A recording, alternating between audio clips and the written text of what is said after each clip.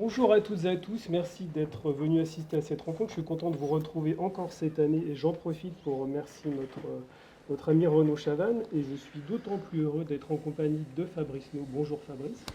Bonjour Frédéric. Et de son camarade Richard Marazzano. Alors avant de vous laisser parler, parce que je sais que vous allez beaucoup monopoliser la parole et moi je serai juste en retrait pour vous laisser parler, pour vous aiguillonner de temps à autre, j'aimerais qu'on revienne sur votre rencontre. Si je veux revenir sur votre rencontre, c'est aussi pour parler d'un moment de ta vie, d'un moment de ta carrière, et aussi pour voir comment s'inscrit ton propos et ton dessin. Parce que quand tu es entré, entre guillemets, en bande dessinée, c'était à une période bien précise, au moment où la bande dessinée indépendante faisait son arrivée. Voilà.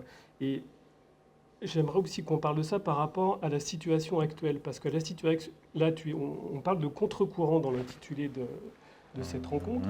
Donc à l'époque, tu étais à contre-courant, mais tu étais à contre-courant. Je ne sais pas. Et maintenant, en fait, dans le mouvement qui s'opère devant nous, est-ce que tu es encore à contre-courant? Moi, j'ai envie de dire non, parce que... Moi, j'ai envie de dire oui. Mais... Ça y est, je fais partie des ringards. Non, pas du tout. Non, tu es à contre-courant, mais en fait, ce qui nous offre, ce qui est offert face à nous en ce moment, c'est quand même un peu plus lisse. Là, c'est compliqué de répondre à ça. Déjà, parle-nous de ta rencontre avec Richard. Ah, avec Richard, ouais. Ouais. Je ne comprenais pas la rencontre avec Richard. Ça date de quand d'ailleurs, mon brave monsieur les années au milieu des années 90, hein. Ouais, c'est ça 95, déjà. hein, par là. 95. Nous étions dans une ville que je ne nomme jamais, qui a une école d'art. Mais on ne s'est pas rencontrés en tant qu'étudiants. Enfin, je veux dire, on n'était pas étudiants en même temps. Moi, j'étais déjà au chômage. Et toi, tu t'apprêtais à y être. Et c'est ça, hein, en fait, je m'en souviens. J'en sortais. T'en sortais? Ouais. Oui. Pas du chômage, mais de l'école. Oui. Ouais, j'ai rentré. Et ouais, donc c'était... On était deux milieux radicalement différents, puisque toi, tu étais un auteur indépendant, et moi, j'étais un auteur de merde mainstream. Plus mainstream. Voilà. Non, mais en sortant de l'école, on n'est rien, surtout. C'est pour ça, contre-courant, quand on sort d'une école, on est personne. Enfin, je dis pas qu'on est quelqu'un aujourd'hui, mais... Tu étais à contre-courant par rapport au mouvement de l'époque. Et la bande dessinée indé était à contre-courant. Alors, deux choses. C'est-à-dire, là, si on parle de la rencontre avec Richard, on parle de rencontre de deux personnes qui sortent d'une école. Donc, on ne parle pas vraiment de carrière, on parle d'amitié quand même. Oui, que les choses soient claires. J'ai fait en sorte quand même, tout le monde fait ça. Donc, c'est un petit peu, c'est un camarade, quoi. On se connaît un petit peu déjà d'avance, quoi. Et parallèlement, donc indépendamment de ça, mais parallèlement, je commence, pour être le plus rapide possible, parce que sinon, évidemment, il faudrait des heures et des heures, on commence le projet de bande dessinée Go Comics avec Loïc Néoun, qui en est devenu l'éditeur unique très très rapidement. Et effectivement, le contexte de la bande dessinée, j'ai l'impression qu'on empiète un peu sur le débat avec déjà Évariste Blanchet. Parce que... Non, il y a plein de choses qui vont s'entrecroiser forcément. Je crois que c'est par l'intermédiaire de Loïc qu'on s'est rencontrés, en fait. Il n'y a que toi pour me le dire. Moi, je me souviens vraiment plus du jour précis, du contexte précis, mais forcément dans une petite ville, dans un bar, un soir, je ne sais pas, ou un atelier. Non, tu n'avais pas d'atelier particulier. Je me souviens plus. C'est pour ça que je dessine. Mais j'étais déjà au Sanzo quand on s'est rencontré avec Fabrice. Peut-être un petit peu avant. Enfin, on a un historien de cette époque-là qui est plus précis, le camarade Denis qui interviendra. Ce sera le troisième brigand, donc. Voilà. Ouais, je ne sais plus, mais enfin, bon, c'est pas très important. Mais c'est pas au Sanzo qu'on s'est rencontrés. Non, mais bon, voilà, dans la ville. Bref, c'est une ville qui bouillonnait. Oui, qui vivait dans ces images. Maintenant, qui vit dans ces images faites par IA. Et voilà. Et parallèlement, il y avait ce projet. Je balbutie un peu parce que j'ai l'air de rien, mais je suis un peu malade. Et t'es un peu brutal, c'est-à-dire on fait partie de rien à ce moment-là, donc se dire en sortant d'une école d'art et au chômage qu'on est à contre-courant ou qu'on est en courant. Ce qui nous a rapprochés assez rapidement, c'était que moi je faisais une bande dessinée avec Christophe Beck. Qu'on était d'une prétention absolument hallucinante, donc déjà on s'est rencontrés là-dessus. Et on avait une conception de la narration qui introduisait des récits à l'intérieur des récits, des didascalies, tout ce qu'on veut, qui fait qu'on avait envie de discuter de ces choses-là et qu'on a très vite partagé. Voilà, qu'on a très vite partagé ce genre de choses. En fait, c'est con, je pense que ta question, c'est tout simplement que, j'en parle dans le tome 4 du journal, quoi, la rencontre de la fine équipe, Denis Bajram, Richard Marazzano, Christophe Beck, Éric Derian, Delphine Rieu, Joël Parnot, enfin tous ces gens-là, en majorité deviendraient de l'école Delcourt, en majorité, pas toi. Non, mais moi, je n'en voulais pas. À contre-courant. Et oui, bon, on va dire à l'époque, correspond au début de ce qu'on appelait la bande dessinée indépendante, qui sont toujours des termes que j'ai jamais compris de toute façon. Mais c'était beaucoup plus scindé, effectivement. C'était un peu plus scindé qu'aujourd'hui. Moi, je suis rangé des voitures aujourd'hui, je ne comprends plus rien de ce qui se passe, donc il ne faudra pas trop me demander mon avis sur la bande dessinée aujourd'hui. Mais à l'époque, oui, c'était assez clair. Il fallait des partitions assez fortes. Ce qui était intéressant, en tout cas, c'est qu'effectivement, on va dire, si on doit faire des grosses définitions à la louche, mes camarades étaient plutôt s'orienter vers ce qu'on appelle la BD mainstream, et moi, je mettais le pied dans ce qu'on appelait la bande dessinée indépendante, et ceci n'a pas empêché une camaraderie, une amitié profonde, et en fait, il y avait surtout absolument... c'était pas le sujet entre nous, quoi. Ah ouais. C'était pas le sujet, parce que d'un point de vue méta, on était d'accord fondamentalement sur tout, et on avait des séances, surtout Richard, Christophe et moi, chez l'un ou chez l'autre, on se faisait des séances de cinéma, on décryptait les films. On parlait pas tant que ça, enfin c'était mêlé quoi. On parlait pas que de BD quoi. Non, mais c'était pas forcément de bande dessinée. Mais non, enfin moi quand on me demande aujourd'hui, mais qu'est-ce que vous lisez ou qu'est-ce que vous avez lu comme bande dessinée, je suis incapable de répondre. Non, puis on allait guincher en boîte. Et de fait, et il y a eu cette période à ce moment-là, on a guinché en boîte. Et vous faisiez de la radio aussi. Et il y a eu une petite période de radio libre locale, avec notre animateur très brève, qui était à la technique, et qui faisait tout à la fois, avec les boutons. Une petite période, on était quoi, 7-8 de la radio parce que ça fait scandale en ville. Parce que oui. On a parlé de choses dont on n'aurait pas dû parler. Enfin voilà, plein de trucs comme ça. Mais voilà le contexte d'une rencontre. C'est assez, il n'y a pas grand-chose à dire. C'est assez classique. C'est petite ville, rencontre de gens, affinité, et puis il se trouve que carrière à peu près dans le même métier, quoi. Ce qui est intéressant, c'est qu'on peut rester amis et continuer à discuter alors que vous aviez pris des biais différents au départ. Oui, au départ. Donc la question ne s'est pas posée au départ, la question ne se pose toujours pas aujourd'hui. Elle va même se poser presque dans l'autre sens. C'est que la plupart de mes amitiés sont plutôt, si on devait les catégoriser encore quelque part, sont plutôt dans la bande dessinée mainstream que dans la bande dessinée indépendante. Je sais pas, j'ai l'impression que les gens humainement dans la bande dessinée mainstream ont l'air d'être des humains, un peu plus normaux. Et voilà, BD, c'est que des tarés, quoi. Et bon, bien. Et comment tu appréhendais ton dessin à cette époque? Qu'est-ce que tu dessinais? Alors, on va essayer d'être un petit peu plus sérieux. Moi, je suis issu des Beaux-Arts. Donc pas du tout des arts appliqués, par exemple. Parce que déjà, aux Beaux-Arts, c'était déjà un problème à l'époque, surtout de dessiner... pareil, tous les termes sont déjà inexacts, mais réalistes. Allez, on sort le vilain mot. Ah oui, on va y aller. On va rentrer dans le vif du truc, là. Voilà, donc j'ai commencé avec ce dessin réaliste. Il y a une expression que tu emploies, moi j'aime très bien, c'est...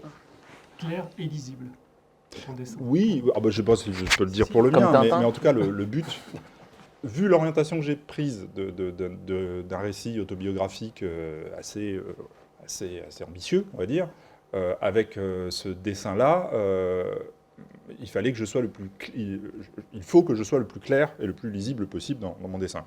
Que ce soit identifiable, qu'il n'y ait pas d'ambiguïté dans le dessin, que ça ne parte pas dans des choses fumeuses que je ne maîtrisais pas de toute façon à l'époque.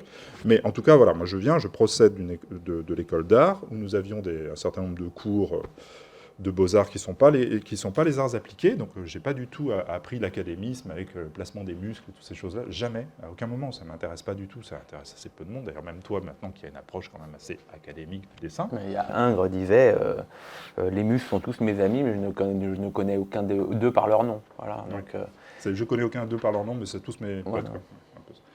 Voilà.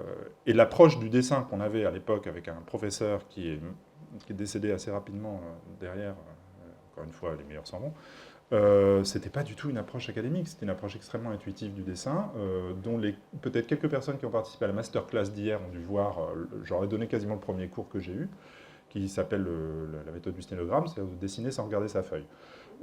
Jamais, du tout. Au moment où on fait du dessin d'observation, on a son carnet, on dessine, parce que ce qu'on dessine, c'est là. Ça, je vous dessine vous, c'est pas là, c'est là. Donc il n'y a pas à regarder sa feuille. Si on regarde sa feuille, on regarde son cerveau. Donc on dessine ce que l'on sait ou ce que l'on croit savoir. On ne dessine pas ce que l'on voit. Donc on est là pour dessiner ce qu'on voit, pas ce qu'on sait. Voilà, moi c'est la méthode de départ de dessin. Donc c'est pas du tout la méthode académique. Si, c'est fondamentalement la méthode académique en fait. Merde. Si. La façon 19e siècle, milieu 19e, c'est vraiment ça, c'est le dessin, on dessine exactement ce qu'on voit le plus juste possible et on se corrige. C'est la dimension extrêmement dialectique du dessin qui est en train de disparaître complètement dans la bande dessinée. Qu'un œil, mais quel œil. Et bon, oui. Donc c'était cette approche-là, dont j'apprends aujourd'hui, à 55 ans, on apprend à tout âge, que c'était la méthode académique. Chiant, complètement raté. Non, mais moi, j'ai jamais eu d'intention d'oukase, d'opposition, de contre-courant, quoi que ce soit. Je dessinais comme on m'avait appris à le faire. Il se trouve que l'approche beaux-arts, l'approche art contemporain, ça a un peu changé quand même actuellement. Apparemment, il y a quand même un bon retour au figuratif, et un figuratif varié, un figuratif riche. À l'époque, c'était la fin des années 80. On est quand même très très en retard là-dessus, par rapport à... On va pas rentrer dans le débat de savoir à quel endroit on est en retard. Mais en tout cas, à l'époque, en art, on était même au-delà du conceptuel. On était plutôt sur des installations, des choses comme ça. Donc vous savez, les boîtes posées dans une pièce vide, mais on voit quand même tous les fils électriques, donc on n'arrive pas à savoir si ça fait partie de l'œuvre ou pas. Mais un peu c'est comme le théâtre Renaud, c'est les personnages qui sont habillés en noir, on n'est pas censé les voir alors qu'ils sont là. Bon là c'est pareil, les fils, non, vous les voyez pas, le radiateur. Enfin, je ne vais pas faire le gag de est-ce que l'extincteur fait partie de l'œuvre, mais il y a des moments où on se pose la question, quoi. Mais ça peut être très intéressant. Je veux dire, il y a Matthew Barney qui a tout fait, qui a fait des installations incroyables, et c'est magnifique. Mais bon, en tout cas, il y a eu une évacuation de la question du beau, de la question de ce genre de choses, au profit d'autres choses. Je ne juge pas, mais c'était quand même cette approche-là. Et en dessin à l'époque, donc je ne parle pas de bande dessinée, je parle vraiment de l'approche du dessin en sortant d'une école d'art. Bon, on invitait quand même les gens à être dans le spontané, dans le sensible, dans ce qu'ils ressentent. Ah, c'est marrant, ça me rappelle des trucs aujourd'hui, ça, sur le ressenti. Et pas dans cette approche rétinienne qui peut paraître froide, mais en fait qui pour moi me semble être la meilleure des humilités. Mais bon. Justement, Fabrice. Oui, justement. On est sur le truc et qu'on doit mettre les pieds dans le plat. Tu vois, j'ose pas. Oui, je vois que tu tournais autour du pot, que tu ne voulais pas y aller. Mais je vais y aller à ta place, puisque merci. Pour te permettre de rebondir là-dessus. Oui, en bémolisant pour faire paraître le gentil. Voilà. Est-ce que cette approche académique que je souhaiterais que tu te revendiques pleinement, n'est pas justement la nécessité absolue pour arriver à un état de sensibilité du dessin réel qui permet de ressentir le réel et de le retranscrire quand tu fais une bande dessinée qui quand même parle de choses vécues. On va prendre de bord tout ce qui était réellement vécu, c'est éloigné dans une représentation. Tout est faux. Je suis hétérosexuel. Justement, tu as un travail de représentation, tu as un travail sur le vécu, donc on est en plein sur le Debord là qui... Ah oui, Debord, ah oui, le mec. Le mec qui a fait la société du spectacle, tu vois, le mec qui a fait la société du spectacle, au début de son bouquin, c'est tout ce qui était réellement vécu, c'est éloigné dans une représentation. Voilà. Donc tu fais un travail vécu, qui nécessite une représentation, qui dans la plupart des approches actuelles s'éloigne dans une représentation justement dans le dessin, parce qu'on a des dessins qui sont extrêmement stylisés, que ce soit des stylisations, on va évacuer celle du mainstream, mais même dans la bande dessinée indépendante aujourd'hui, il y a des formes de représentation, il y a des formes de stylisation. Aujourd'hui, je ne sais plus si on peut vraiment parler de bande dessinée indépendante, mais bon, vas-y, continue. Il y a une approche, il y a une esthétique, donc qui est une éthique, un ethos, et donc qui a des manières de faire qui se figent dans des méthodes, quoi, dans des choses qui se répètent. Et est-ce que justement cette approche du dessin réaliste te donne cette base, cette solidité en relation avec le réel, te permet pas d'accéder à une autre forme du dessin qui te permet justement au contraire de raconter par des moments du dessin plus que par une narration par moment. Voilà. Je ne sais pas, peut-être. À toi maintenant. Ah d'accord, avec ça, démerde-toi. Là-dessus. Non mais tu vois, des suspensions de gestes, des suspensions de... Ouais, mais là on est sur de la narration justement, on n'est pas sur... Oui, mais une narration qui est inaccessible à d'autres formes de dessin qui n'ont pas cette base réaliste.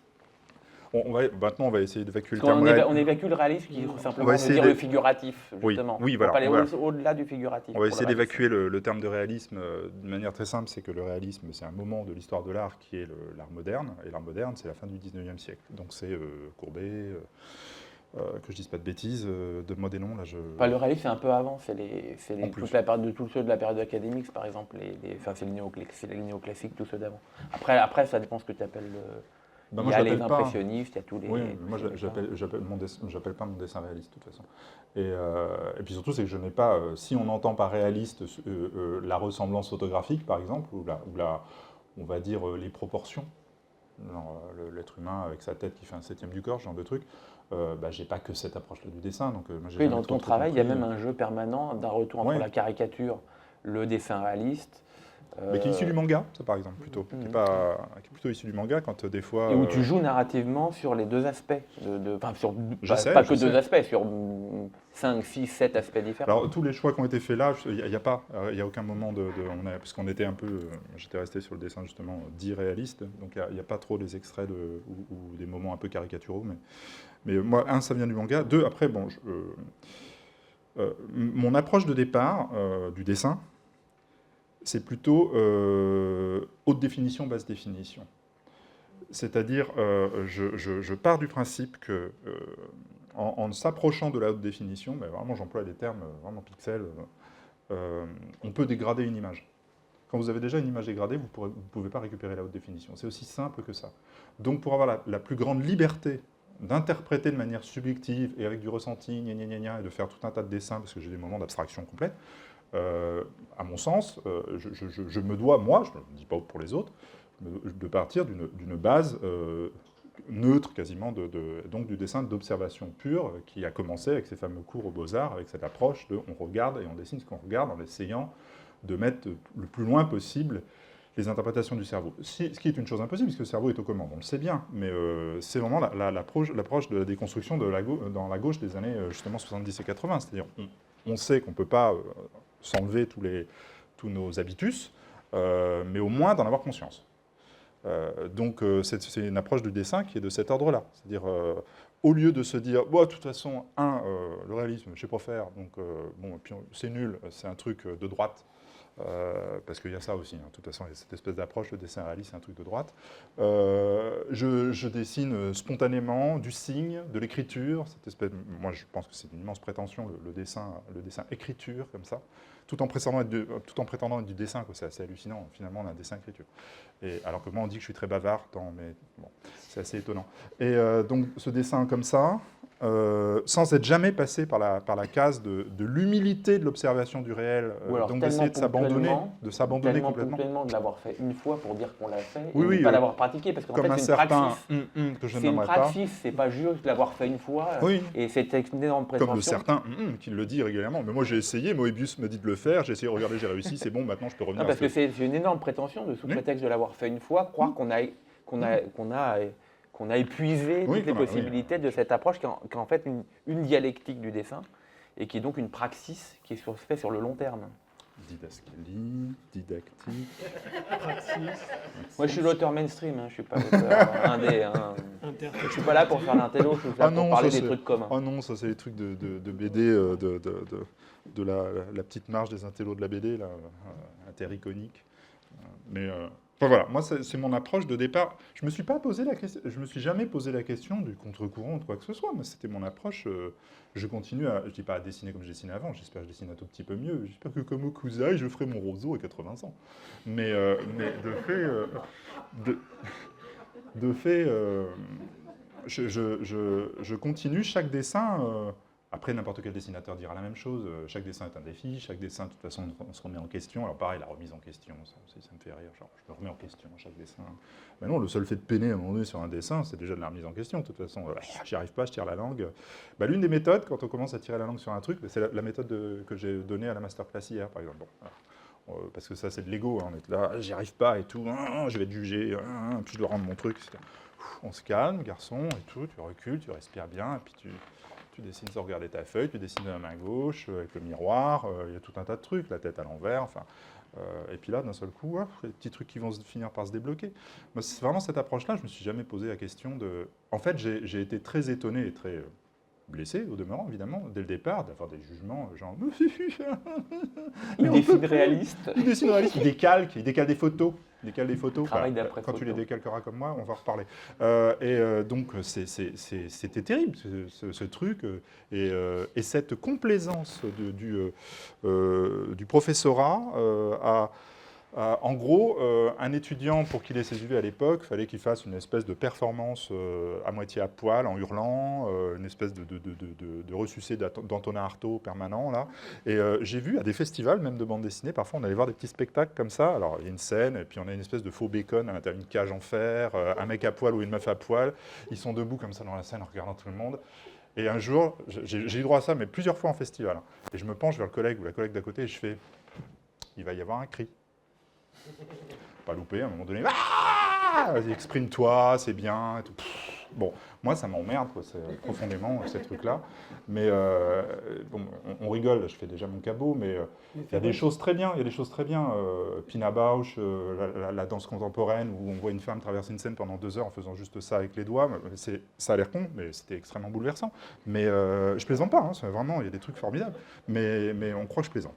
Je plaisante vraiment pas. J'ai fait 5 ans d'art, donc je suis ému devant un Rothko, je suis ému devant un Pollock. J'ai aucun... c'est pas ça, le problème, il n'est pas là. D'ailleurs, dans tes albums, il y a des moments... j'essaie de représenter de manière réaliste des Richter, des Gerhard Richter. C'est pas rien, à la plume, pour représenter des gros trucs faits à la palette, comme ça, dans la peinture. Que tu confrontes d'ailleurs avec une croûte. Que je confronte avec une croûte, et en disant comment représenter en bande dessinée à la plume 2 peintures abstraites et montrer qu'il y en a une qui est plus nulle que l'autre. C'est compliqué. Je ne sais pas si j'ai réussi. Hein. Ça, je l'installe dans la narration. Dans la narration, je prétends dire qu'il y a quand même que c'est vraiment une grosse merde et que l'autre, c'est un chef-d'œuvre. Mais j'ai aucun problème. C'est pas une histoire d'abstraction, par exemple.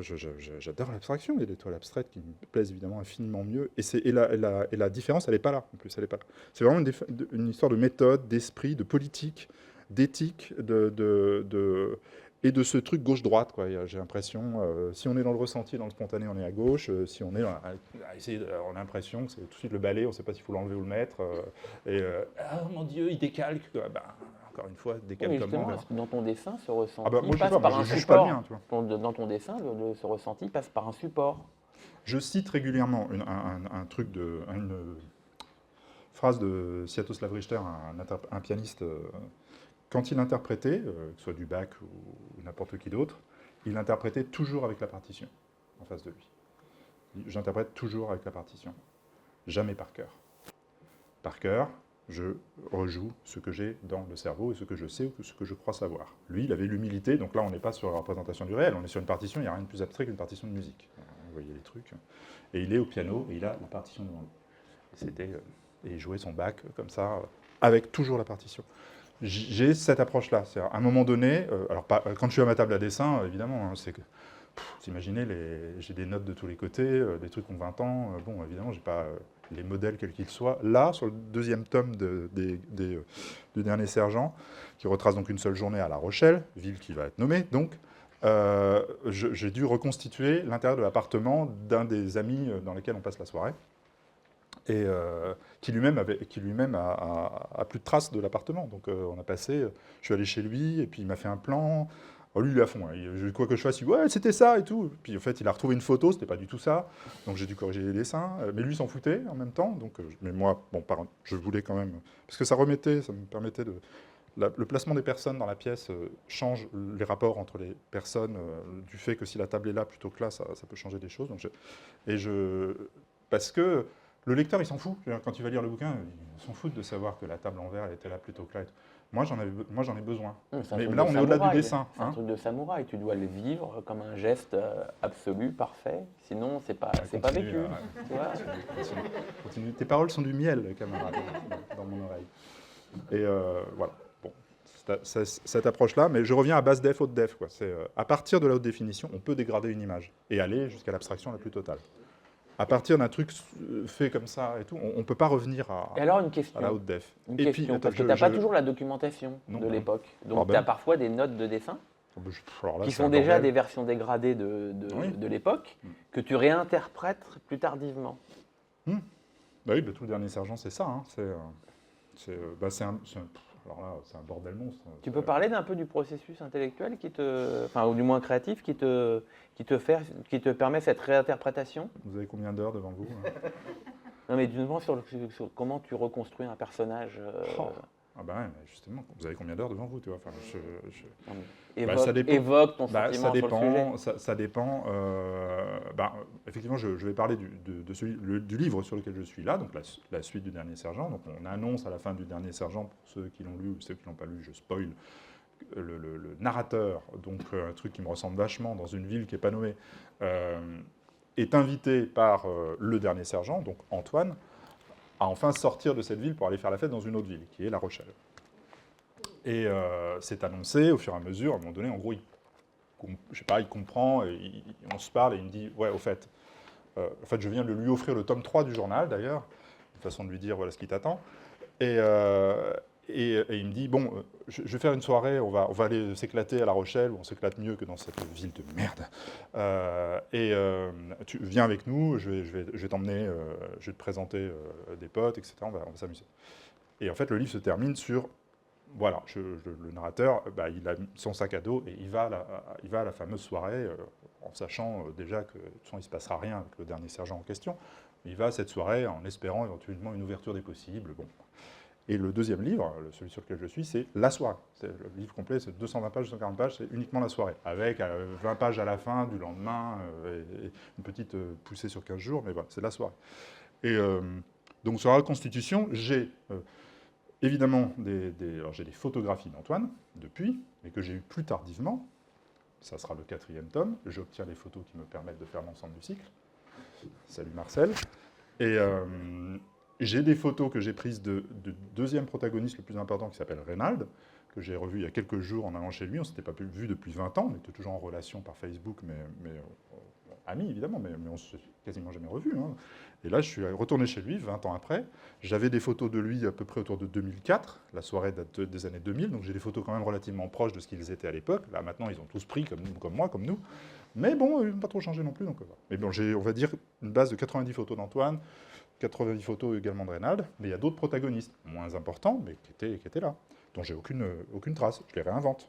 C'est pas grave, c'est pas important. Mais je leur ai demandé, quand même, je leur ai dit au fait, parce que Antoine, il était avec quelqu'un à ce moment-là, donc ça compte quand même pour lui, il était avec son amant. Et bon, avec qui on n'a pas spécialement sympathisé non plus, ça serait compliqué de lui demander son devis. Mais qu'importe, je lui ai dit, écoute, je ne vais pas dessiner Jean-Mathieu, je vais dessiner quelqu'un d'autre. Je lui ai donc adjoint un personnage totalement inventé, mais qui est censé remplacer celui qui existait vraiment. Alors pareil, ça peut poser des questions. Alors même la personne qui existait pourrait dire, mais finalement tu m'annules. Bon, c'est un autre sujet, etc. Mais il y a différents registres, on va dire, de la pas ressemblance, mais de la prise sur le réel, sur les souvenirs, et puis suivant ce qu'on a. C'est-à-dire moi, à l'époque, très vite après cette soirée, je me suis dit, il faut que j'en fasse un livre. Il faudra attendre donc 24 ans pour que le livre se fasse. Mais je prends quelques notes avec cette idée d'en faire quelque chose, mais c'était insuffisant, totalement insuffisant. Et notamment, la soirée elle-même, j'avais un petit, comment ça s'appelait, les appareils Kodak à la con, là. Polaroid. Pas le Polaroid de bzzz, non, le truc... Instamatique. Ouais, les instamatiques en carton, là, en place. Et puis on faisait développer ça, donc sans savoir ce qu'on avait pris, imaginez, on ne se souvient pas comment c'était... Et en plus au flash, pour une soirée, donc vous voyez la gueule des gens au flash, hein, ça ressemble à des pizzas. Et j'ai pris ça, et au bout du compte, j'ai 7 photos d'Antoine, dont une à peu près correcte, mais au flash, quoi.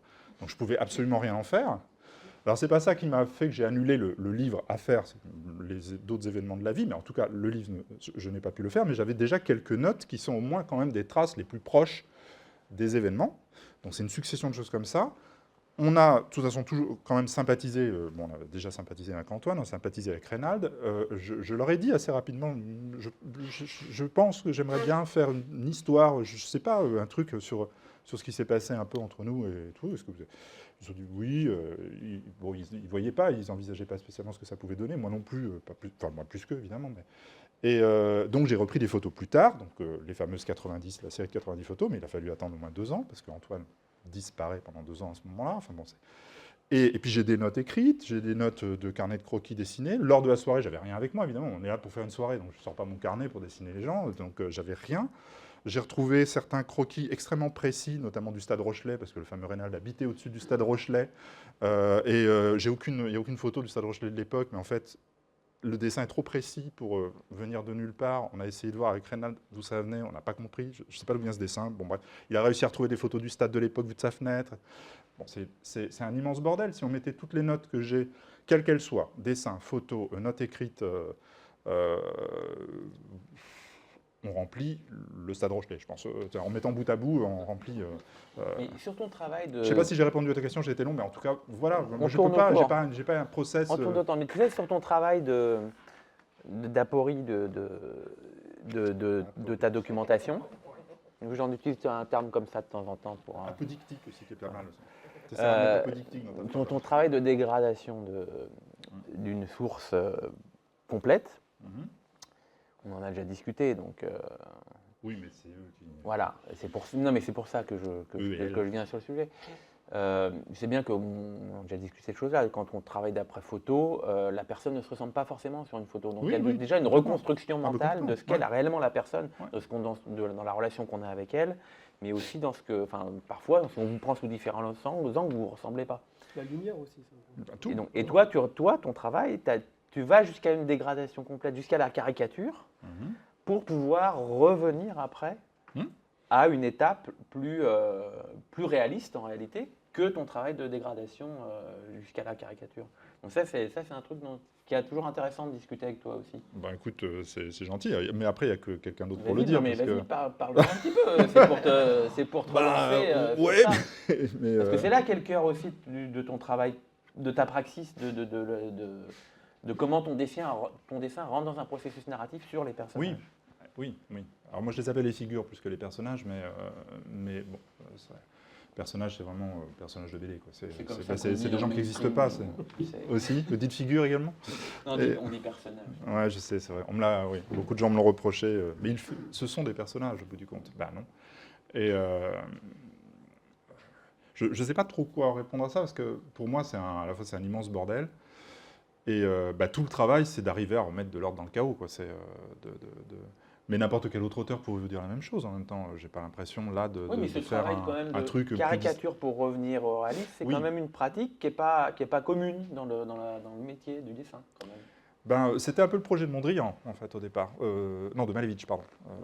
La fameuse dégradation de la peinture réaliste de départ jusqu'à le fameux carré blanc sur fond blanc, mais il avait quand même le projet de reconstruire la peinture derrière.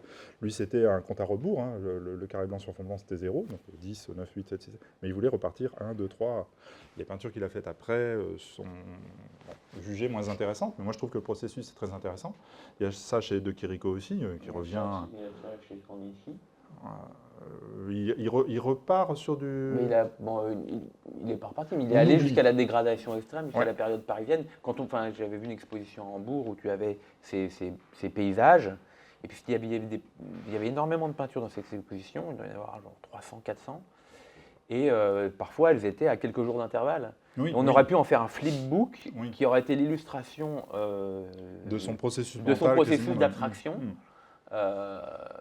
Qui est un des processus du dessin, que toi tu fais justement. Donc c'est ça qui est intéressant. Donc de synthétisation, de réduire au personnage. On peut aller jusque-là aussi, effectivement. Mais après, revenir à la photo quand il y en a. Puis il y a le souvenir.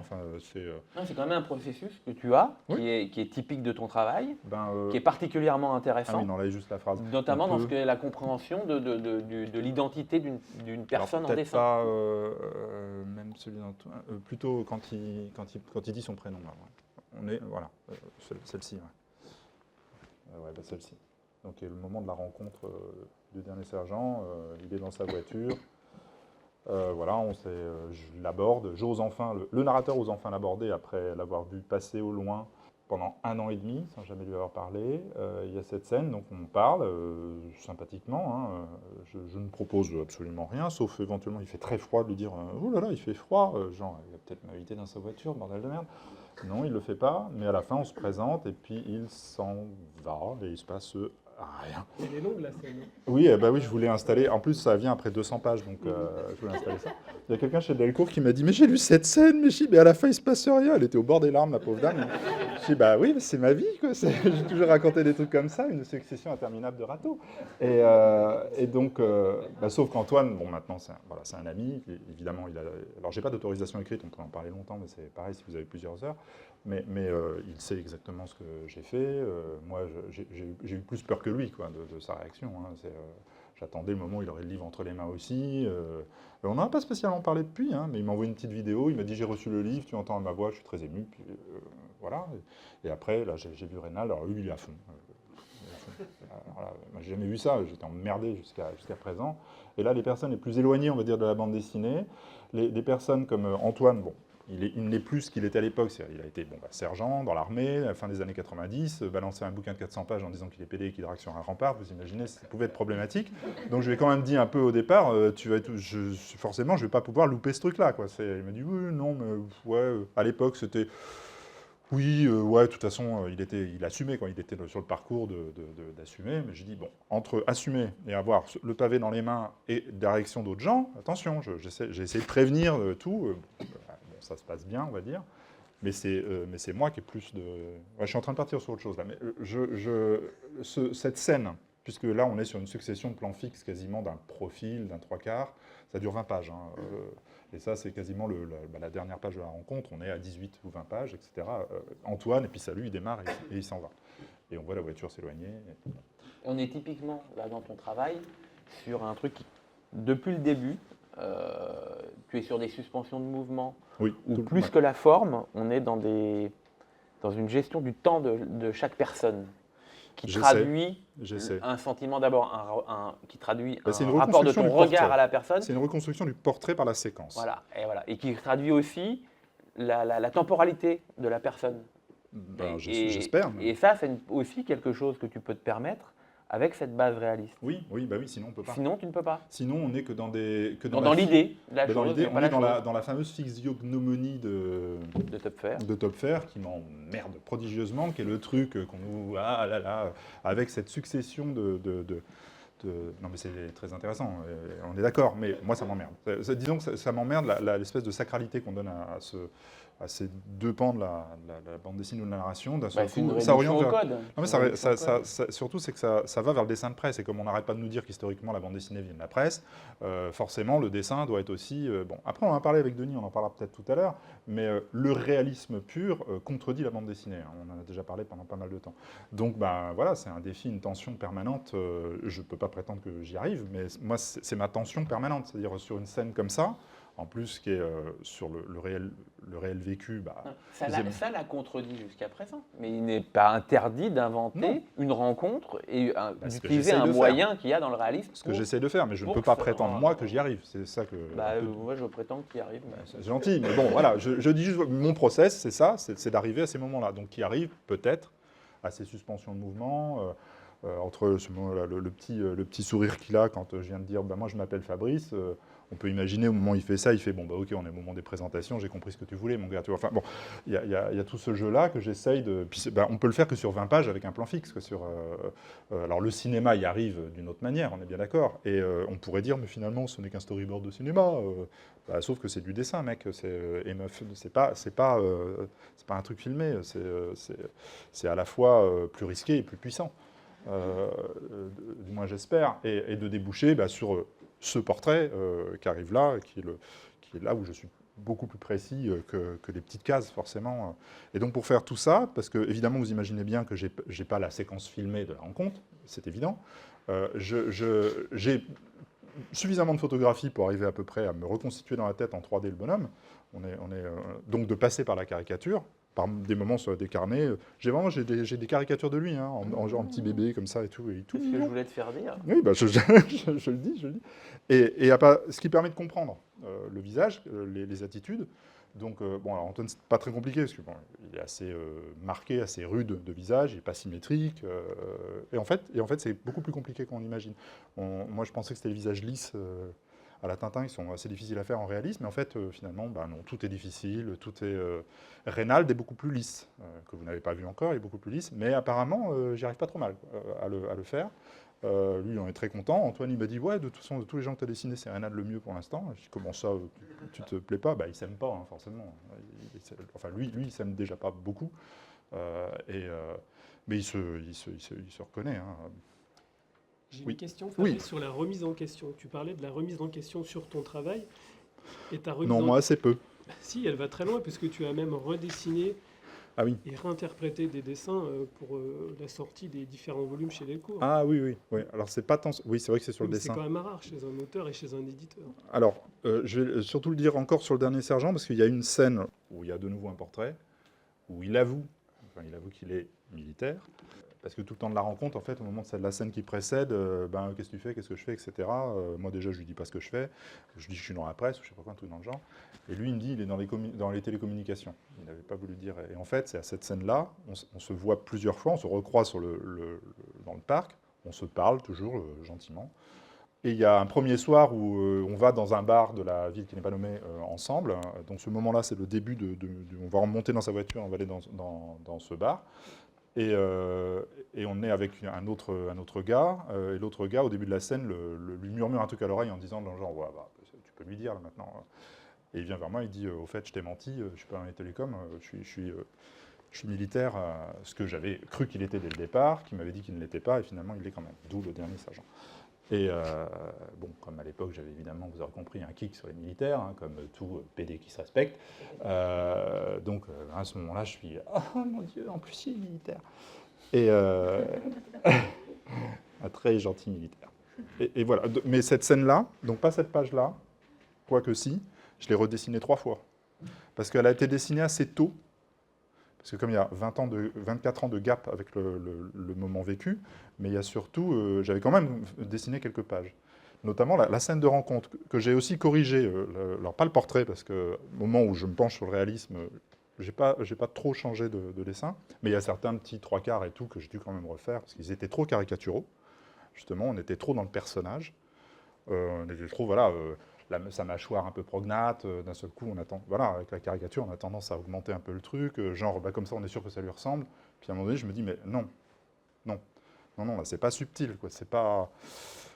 j'en fais une caricature, c'est pas ça. Je dois passer par la caricature, mais il faut revenir à gommer. Moi, je gomme la caricature, le plus possible à un moment donné, pour être respectueux de la représentation du moins de la personne.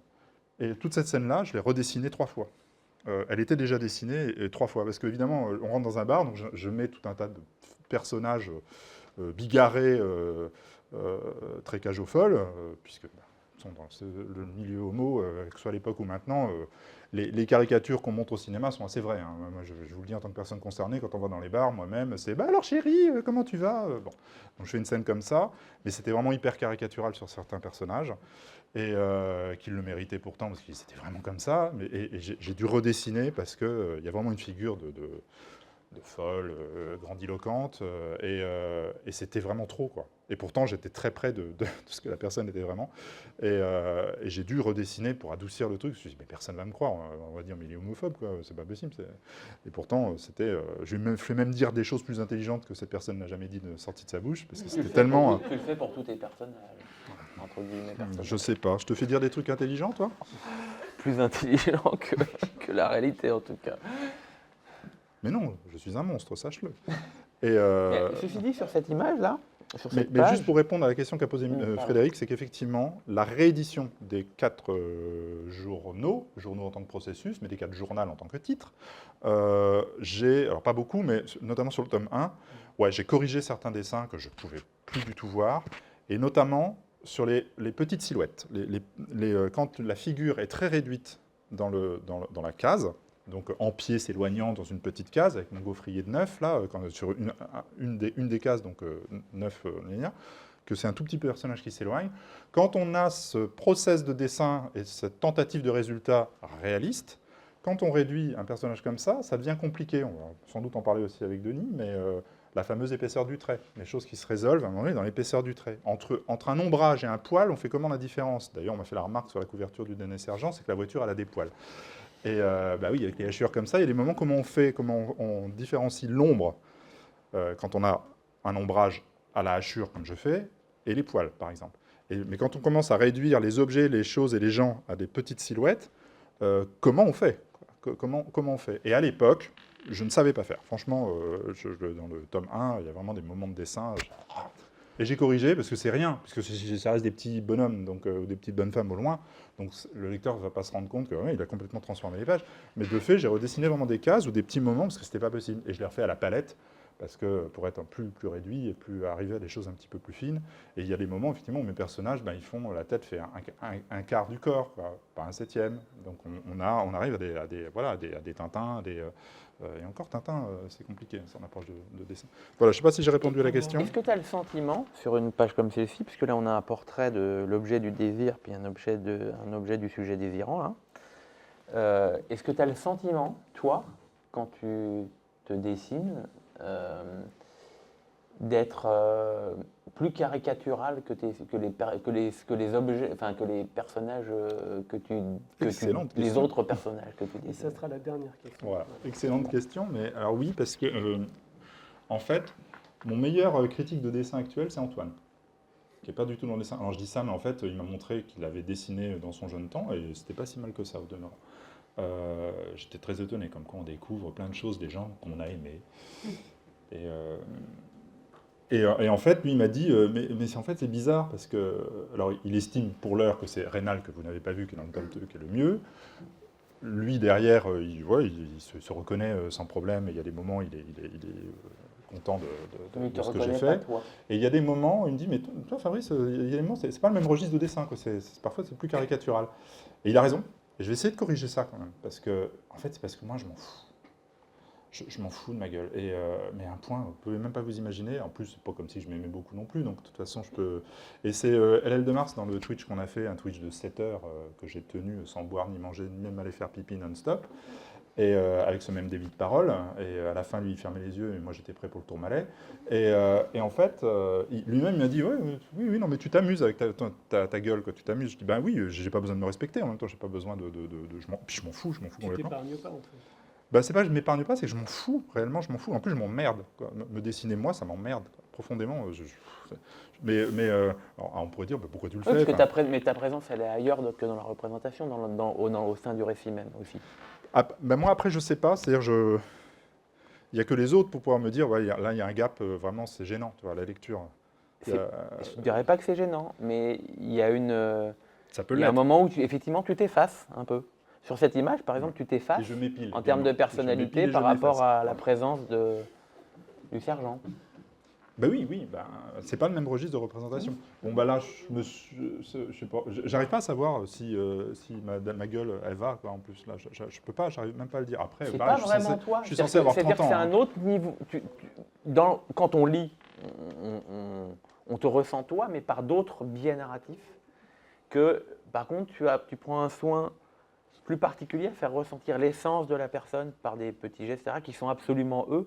Et toi, tu t'effaces, c'est un véhicule, ton personnage, tandis que les autres ne sont pas un véhicule. Un petit ou un grand véhicule. Et non, mais c'est ça, c'est exactement ça. Cependant, moi, je le prends comme un défaut. C'est-à-dire, je vais essayer quand même j'essaie maintenant de corriger un peu ça. Parce qu'il y a des moments, il y a des... C'est un dispositif, je ne sais pas si c'est un défaut, mais moi, toi, tu le prennes comme tel. Moi, je le prends parce qu'il y a des moments où je me dis, putain, je me suis bâclé quand même. Là, c'est pas... Et j'ai pas tant de photos de ma tronche de l'époque en même temps. J'en ai pas tant que ça. Hein. Mais en plus, c'est l'époque où j'avais, comme maintenant, un bouc noir hyper mal taillé. Et cette partie-là, j'ai toujours un peu de mal, donc j'invente une espèce un peu de magma des fois. Et puis cette bouche de pipeuse. Et ouais, enfin bon, j'ai du mal, enfin, je m'en fous, quoi. Je m'en fous complètement de ma tronche. Mais alors on pourra dire, pourquoi tu fais ça? Parce que je travaille pas sur l'intime. justement. Je ne travaille pas sur moi, je m'en fous. C'est par défaut, encore une fois. Moi, j'ai envie de parler du monde, j'ai envie de parler des autres, j'ai envie de parler de la société telle qu'elle est, et je ne suis ni historien, ni sociologue, ni philosophe, ni quoi que ce soit, je suis juste dessinateur.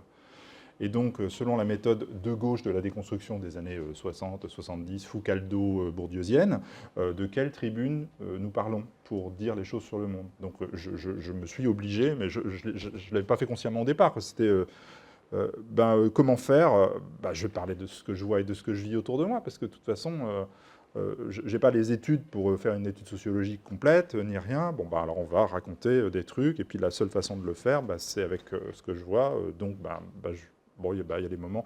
Au début, je me demandais si j'allais me représenter, hein, si j'allais pas tout faire en caméra subjective, parce que ça me faisait tellement chier de décider ma gueule, je ne pouvais pas imaginer.